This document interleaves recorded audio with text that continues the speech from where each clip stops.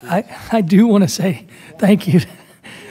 Unfortunately, I want to say thank you to Ranking Member Fischbach and fortunately to Chairman Delgado for having this hearing today to discuss important renewable energy production issues in rural America and the work that our ag producers are already doing to reduce emissions.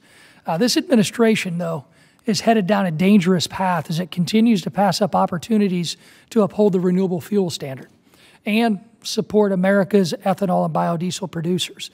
I've been proud to help lead initiatives to strengthen and restore the integrity of the RFS alongside my friends and my biofuels Democrat and Republican co-chairs.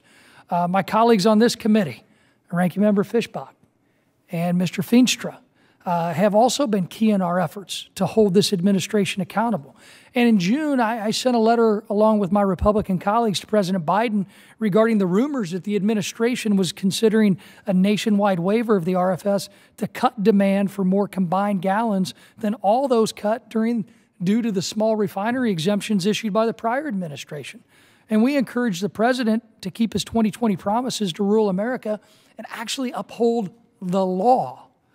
Now, we continue to wait on the RVO and have yet to receive a response to our letter, which is actually concerning.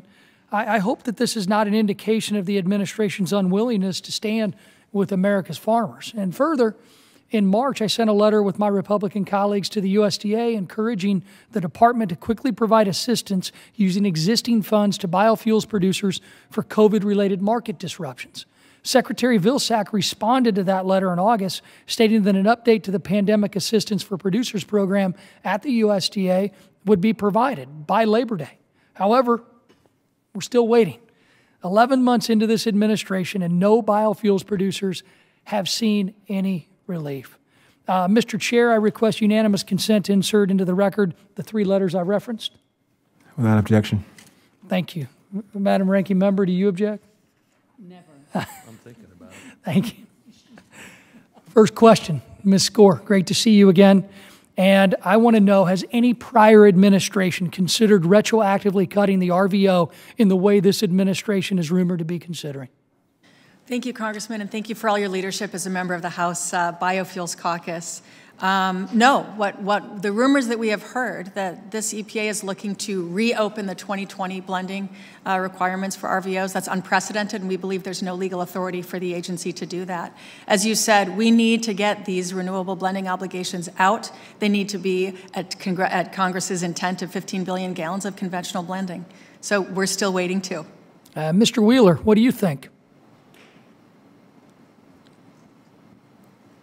Congressman, it's unprecedented for sure, and just want to say greatly appreciate all your leadership and your work down in Illinois, and it's good to see you as well.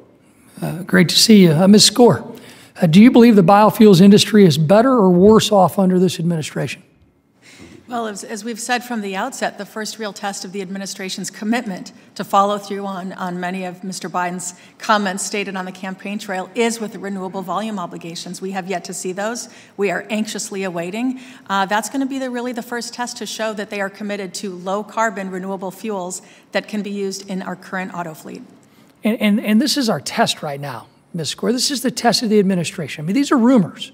But a lack of response to letters coming from members of Congress and a lack of response to questions coming from your industry, it only leads us to speculate, right? Speculation and uncertainty, and that's not what our marketplace needs right now. So we're already well past our 2021 blending obligations. We've got to get 2022 out so that we get back on track, which is something that the administration had committed it would do at the outset, at the beginning of the year. They committed. They campaigned to be elected on keeping the promise to America's biofuels producers and upholding the RFS, and all we get right now is silence. That to me sounds like an almost, and hopefully this hearing will help change that, but it sounds to me like it's almost a broken campaign promise.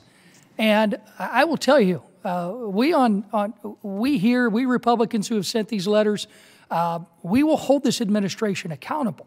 So What can this administration and we in Congress, Ms. Score, do right now to provide certainty to your industry? What we need is to get those renewable volume blending requirements out. They need to be at 15 billion gallons. We need to restore year-round sales of E15 so we get back on track and we can use more biofuels. They're good for the rural economy. They're good for the American driver.